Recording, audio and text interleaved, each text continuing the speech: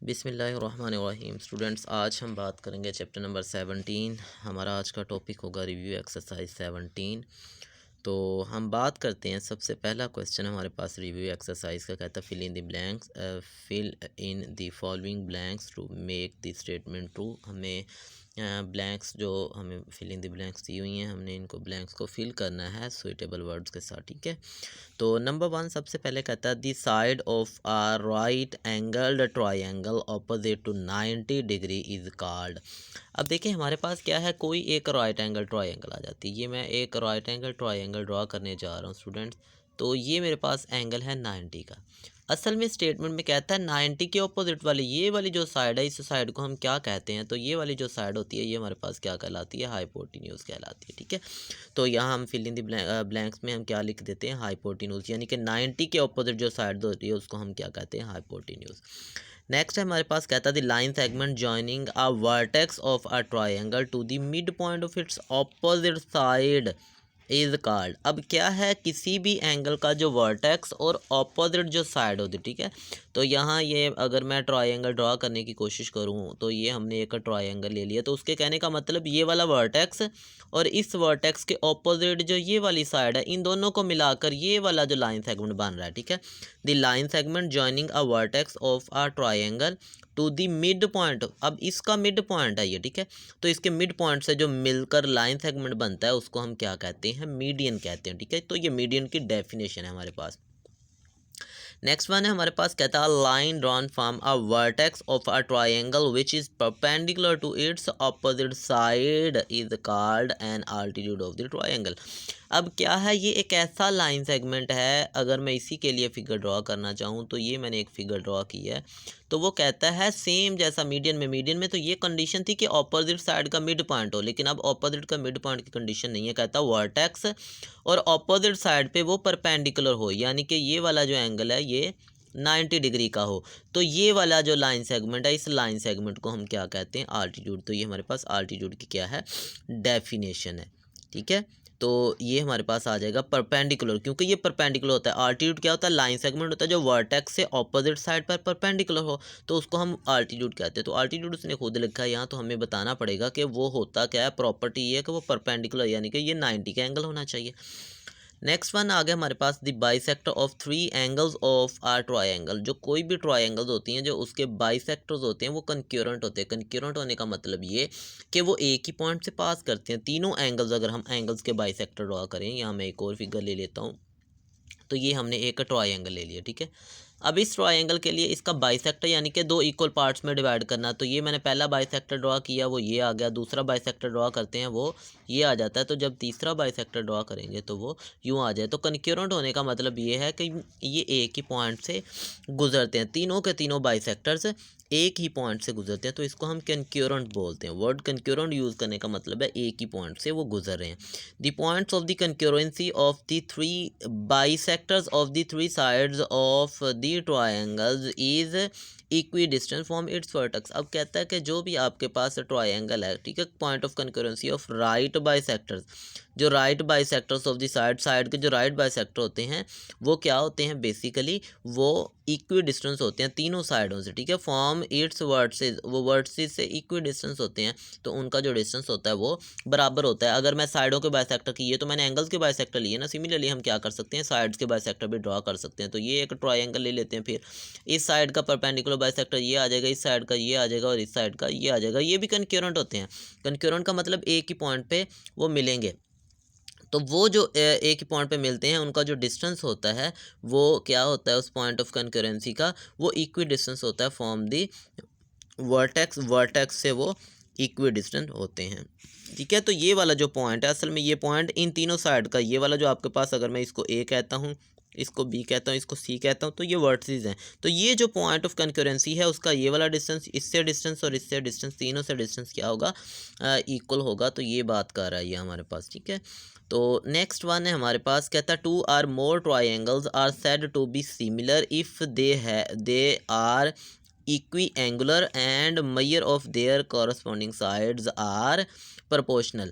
तो हमारे पास सिमिलर होने के लिए जो पहली कंडीशन है वो ये कि इक्वी एंगुलर यानी कि उनके एंगल्स बराबर होने चाहिए। दूसरा ये कि उनकी जो साइड्स हैं वो प्रोपोर्शनल होनी चाहिए। प्रोपोर्शनल होने का मतलब क्या, उनकी जो रेशोज़ लेंगे तो वो रेशोज़ वो हमारे पास क्या होनी चाहिए, इक्वल। अब यहाँ जो सिमिलरिटी कह रहा है, सिमिलरिटी से मुराद उनका साइज़ डिफरेंस हो सकता है, ठीक है। उनके साइज़ में फ़र्क हो सकता है बट उनके एंगल्स में फ़र्क नहीं होगा, उनके एंगल्स सिमिलर होने हैं। तो प्रोपोर्शनल होने का मतलब यहाँ ये है। नेक्स्ट वन है the altitude of a right triangles are concurrent at the vertex of the right angle. तो क्या कहता है कि वो कनक्यूरेंट होते हैं। कौन से कनक्यूरेंट, आल्टीट्यूड जो होते हैं वो कनक्यूरेंट होते हैं एट द पॉइंट ऑफ, किस पॉइंट पे होते हैं वो, राइट एंगल वाले, vertices of the right angle. जो राइट एंगल का वर्टिस होता है वो उस एंगल पे जिस वर्टिस पर 90 का एंगल बन रहा है वहाँ वो कनक्यूरेंट होते हैं। नेक्स्ट वन हमारे पास क्वेश्चन नंबर 2 है multiple choice question, choose the correct answers. तो हमें करेक्ट आंसर्स को चूज करना है यहाँ से, ठीक है। तो फर्स्ट वन है, कहता है triangle having two sides congruent is called. अब ऐसी ट्राइंगल जिसकी दो साइडें कॉन्ग्रुएंट हो उनको आइसोसेलेस ट्राइंगल कहते हैं हम लोग, ठीक है। तो हमारे पास जो ऑप्शन है वो आइसोसेलेस ट्राइंगल है। अब यहाँ और भी डेफिनेशन दी हुई है, ठीक है। यहाँ देखें तो ये सबसे पहले स्केलिन लिखा हुआ है। तो स्केलिन हमारे पास एक ऐसी ट्राइंगल होती है जिसकी तमाम साइड जो होती हैं वो डिफरेंट होती हैं, कोई भी साइड कॉन्ग्रुएंट नहीं होती, सब की मैयर डिफरेंट होती है, तो उसको स्केलिन बोलते हैं। राइट एंगल ट्रायंगल वो वाली ट्रायंगल होती है जिसके अंदर एक एंगल 90 डिग्री का होता है।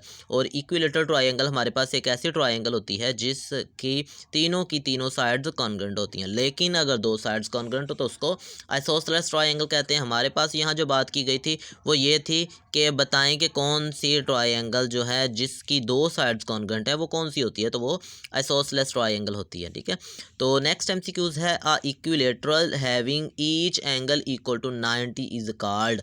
अब ऐसी इक्विलेटरल हमारे पास एक ऐसी फिगर होती है, ज्योमेट्री है जिसकी चार साइड्स होती हैं, ठीक है। ऐसी ज्योमेट्री जिसकी चार साइड्स होती हैं, लेकिन यहाँ कंडीशन कहता है जिसके ऑपोजिट साइड हमारे जिसके एंगल्स 90 डिग्री के होते हैं। अब देखिए फर्स्ट आना का पैरेललोग्राम। अब पैरेललोग्राम तो ऐसी कोऑर्डिनेट होती है जिसकी ऑपोजिट साइड्स पैरेलल होती हैं। अब उसके जो एंगल्स होते हैं वो 90 के नहीं होते, ठीक है। नेक्स्ट वन है रेक्टेंगल। तो रेक्टेंगल हमने पढ़ा ऐसी हमारे पास ज्योमेट्री है जिसकी चार साइड्स होती हैं और ऑपोजिट साइड्स भी इक्वल होती हैं और एंगल्स भी 90 डिग्री के। तो ये आ गई हमारे पास जो इस कंडीशन को सेटिस्फाई कर रही है कि जिसका एंगल 90 डिग्री का होगा। ट्रिपीजियम आ गया। ट्रिपीजियम के अंदर हमारे पास क्या होता है कि ऑपोजिट साइड नहीं, दो साइडें पैरेलल होती हैं, दो अनपैरेलल आ जाती हैं हमारे पास, नॉन पैरेलल। और रोम्बस हमारे पास वो आ जाती है जिसकी चारों साइड्स पैरेलल होती हैं बट एंगल्स 90 डिग्री के नहीं होते। तो ना तो ट्रिपीजियम में 90 के एंगल होते हैं, ना ही पैरेललोग्राम में और ना ही रोम्बस के अंदर हमारे पास। तो रेक्टेंगल हमारे पास एक ऐसी ज्योमेट्री है जिसके एंगल्स 90 डिग्री के हैं। तो इस स्टेटमेंट को ये वाला ऑप्शन जो है सेटिस्फाई करवाता है। तो हम कहते हैं हमारा जो करेक्ट ऑप्शन है वो राइट एंगल रेक्टेंगल है, ठीक है। तो नेक्स्ट वन हमारे पास आ गया, कहते हैं the right bisect of the three sides of a triangle. तो अभी प्रीवियस हम फिल इन द ब्लैंक्स कर रहे हैं तो वहाँ भी हमने ये बात की कि जो आपके पास right bisect of sides of a triangles होते हैं वो कनक्यूरेंट होते हैं, यानी कि एक ही पॉइंट पे मिलते हैं। तो यहाँ कॉन्ग्रुएंट नहीं है, वो इक्वल तो नहीं हम कहेंगे उनको, कोलिनियर भी नहीं कहेंगे, वो एक लाइन के अंदर भी नहीं होते, वो पैरेलल भी नहीं होते, वो एक दूसरे को कट करते हैं और जिस पॉइंट पे कट करते हैं वो पॉइंट ऑफ कनक्यूरेंसी कहलाता है और वो एक ही पॉइंट है, इस वजह से तीनों कनक्यूरेंट कहलाते हैं। तो हमारा करेक्ट ऑप्शन होगा concurrent. Right bisect of the sides of a triangles are concurrent, तो वो कनक्यूरेंट हो गए। नेक्स्ट है हमारे पास इसी तरह नेक्स्ट एमसीक्यूज आ गया, कहता दी उसके बाद altitude of an isosceles triangles are concurrent. अब देखिए कॉन्ग्रुएंट होते हैं आइसोसेलेस ट्रायंगल्स के कितने आल्टीट्यूड, क्योंकि दो साइडें बराबर हैं तो इसका मतलब अगर साइड्स दो बराबर हैं तो उनके दो ही आल्टीट्यूड क्या होने, कनक्यूरेंट। तो हम कहते हैं कि अगर दो साइड्स बराबर हैं, दो साइड्स कॉन्ग्रुएंट हैं तो उसके दो ही आल्टीट्यूड भी आपस में कॉन्ग्रुएंट होंगे। नेक्स्ट वन कहता है a point equidistant from the end point of a line segment is on it's. अब वो वाला पॉइंट जो किसी भी लाइन सेगमेंट के एंड पॉइंट से इक्विडिस्टेंस हो, वो वाला पॉइंट उसके बाइसेक्टर के ऊपर होता है, ठीक है। तो हम कहेंगे कि वो उसके बाइसेक्टर के ऊपर है। नेक्स्ट है हमारे पास student dash congruent triangles can be made by joining the midpoints of the sides of a triangle। कहता है ट्रायंगल की साइड है, ये मैंने एक ट्रायंगल यहाँ ड्रॉ की है ए बी सी, ठीक है, ए बी सी ये एक ट्राइंगल है, इसके मिड पॉइंट ले लिए ये और ये 3 मिड पॉइंट्स है तीनों साइड्स के, इनको मिलाया, इनको मिलाकर कहता है कितनी ट्राइंगल्स बनती हैं। तो गौर करें, एक ये ट्राइंगल बन गई, एक ये ट्राइंगल, एक ये ट्राइंगल और एक ये दरमियान के अंदर ट्राइंगल्स बन गई। तो ये जो हमारे पास बनी है नंबर ऑफ़ ट्राइंगल्स 4 हैं, तो हम कहते हैं 4 ट्राइंगल्स बनती हैं अगर हम क्या करेंगे, ट्राइंगल के साइड्स के मिड पॉइंट्स को आपस में ज्वाइन करते हैं। कहता है the diagonal of a parallelogram. तो पैरेललोग्राम की प्रॉपर्टी थी हमारे पास कि जो पैरेललोग्राम के डायगोनल्स होते हैं वो एक दूसरे को बाइसेक्ट करते हैं। ठीक है, बाइसेक्ट का मतलब वो दो बराबर हिस्सों में डिवाइड कर देते हैं। तो ट्राइसेक्ट नहीं लिखेंगे हम, यहाँ बाइसेक्टर 90 का एंगल भी नहीं बनाते और नन ऑफ दीज तो हो ही नहीं सकता। हमारे पास क्या आ गया, बाइसेक्टर का ऑप्शन मौजूद है, तो हम कहेंगे कि वो बाइसेक्ट करते हैं एक दूसरे को।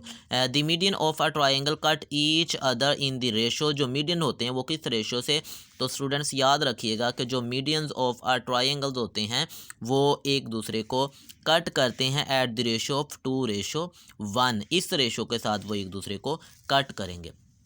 नेक्स्ट हमारे पास एमसीक्यूज है, the angle on the base of an isosceles triangle is 30 degree. What is the measure of its vertical angle. तो हमें बताना है उसका जो वर्टिकल एंगल है वो क्या होगा। तो यहाँ देखिएगा स्टूडेंट्स, सबसे पहले तो मैं एक ट्राइंगल ड्रॉ करता हूँ यहाँ। तो ये मैंने एक ट्राइंगल ड्रॉ की है जिसमें मैं ये शो करवाऊंगा कि बेस के ऊपर एक एंगल 30 डिग्री का है जो हमें गिवन है। ठीक है, अगर ये वाला एंगल 30 डिग्री का है स्टूडेंट्स, ये वाली साइड और ये वाली साइड बराबर होगी क्योंकि ट्राइंगल की कंडीशन है आइसोसेलेस ट्राइंगल।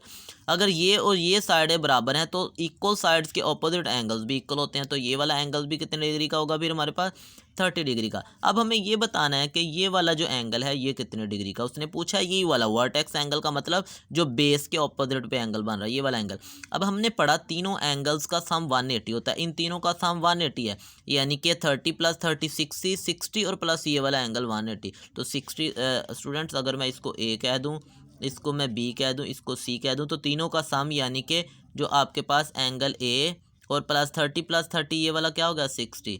तो ये आ गया हमारे पास 180 के बराबर। ठीक है, तो यहाँ से 180 60 उधर जाकर माइनस हो जाएगा, तो हम कहते हैं जो मेजर एंगल ए है वो 180 - 60 है, यानी कि वो हमारे पास 120 डिग्री है।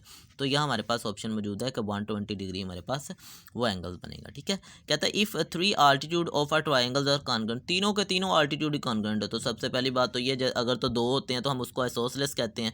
अगर तीनों के तीनों आपस में कॉन्ग्रुएंट हो जाएंगे तो हम उसको क्या कहेंगे, इक्विलेटरल। ऐसी ट्राइंगल जिसकी तीनों की तीनों साइड्स बराबर हों वो इक्विलेटरल ट्राइंगल कहलाती है। और नेक्स्ट वन हमारे पास एमसीक्यूज़ है, लास्ट एमसीक्यूज़ है इस एक्सरसाइज का। If 2 medians of our triangles are congruent. अगर दो मीडियन कॉन्ग्रुएंट हो दी ट्राइंगल्स विल बी, तो वो आइसोसेलेस होगी। ऐसी ट्राइंगल जिसकी दो साइडें बराबर हैं तो उसके दो ही मीडियन होंगे आपस में कॉन्ग्रुएंट, दो ही आल्टीट्यूड आपस में कॉन्ग्रुएंट होंगे। तो ये हमारे पास स्टूडेंट्स एमसीक्यूज़ थे जिनको आज हमने किया है, तो इनको सुनिएगा और समझिएगा।